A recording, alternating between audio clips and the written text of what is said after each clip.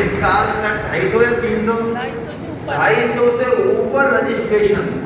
और आप सोचो, ये कोई ऑफिसर नहीं है, कोई आईएएस नहीं है, कोई धनाढ़ नहीं है, ये अपने काम में किताब लेके फॉर्म लेके अनजाने व्यक्तियों के घर पे डोर टू डोर जाती हैं और उनसे रिक्वेस्ट करती है कि आप गीता से जुड़िए, और वो जैसा भी देते हैं प्रत्युत्तर उसी हिसाब से। और इनसे हमारी मैसेज इतनी प्रभावित है कि जब हम रतनगढ़ गए, जब भाई जी हनुमान प्रसाद जी पोद्दार की जन्मस्थली हम वहाँ जाते हैं, हाँ, तो हम रतनगढ़ गए तो हमने वहाँ सोचा कि रतनगढ़ में क्यों ना जो है एक नगर संकीर्तन किया जाए और लोगों को गीता से जोड़ा जाए।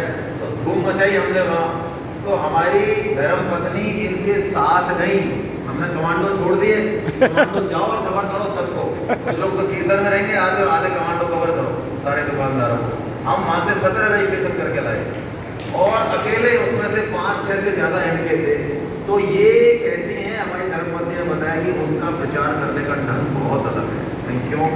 आपको किसी को नहीं पता, 10-12 साल से तुम गीता में हो।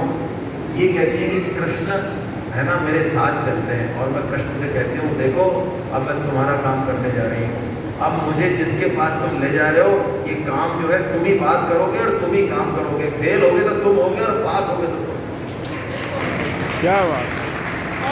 अब बोलो भाई, हैं हम सब इतने सक्षम हैं, हम धूम मचा दें गौ सेवा में और गीता प्रचार में। जरूरत है भारत देश को बहुत ज्यादा इसकी।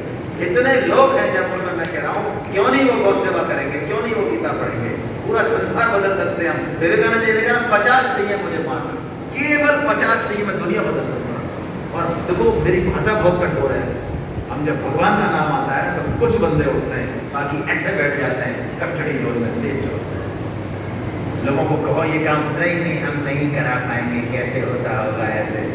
अरे मैं कहता हूँ हमारे 4 बेटे, तो चारों बेटों की शादी करते हैं कि नहीं करते हैं? या 2 की करते हैं और 2 के कह देते हैं भाई साहब ये पड़ोसी करेगा, हम पे टेंशन नहीं होती, बेटे भाई। वहाँ 4 की भी करेंगे, वहाँ 6 की भी करेंगे, वहाँ सारे काम करेंगे खुद के, वहाँ कोई फेल नहीं होता।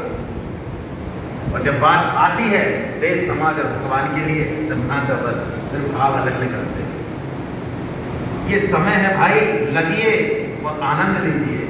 साक्षात कृपा है, ये कृष्ण कृपा है, ये गौ माता की कृपा है, ये गीता की कृपा है। ये अनुभव में आए तो चलना आगे, नहीं खत्म कर देना। मैं तो इतना कह रहा हूँ आज, मैं कह रहा हूँ 1 महीने चल के देखे कोई गौ माता की सेवा में, गीता माता की सेवा में, और कुछ अनुभव हो तो चले आगे, नहीं फेंक दे, हटा।